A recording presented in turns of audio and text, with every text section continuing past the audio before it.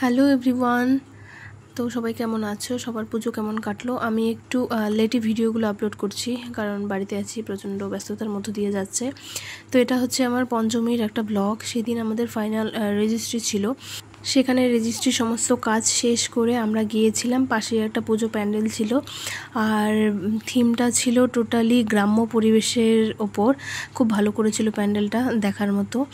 আর এটাই দেখতে গিয়েছিলাম আমরা সকলে মিলে। তো তোমাদেরও ঘুরে ঘুরে দেখাচ্ছি একটুখানি। আর প্রতিমাটার কথা কি বলবো, চোখ তো ফেরানোই যাচ্ছিল না, এতটা সুন্দর ছিল। আমরা দিনের বেলা গিয়েছিলাম, রাতে হলে এটা আরও ভালো লাগতো।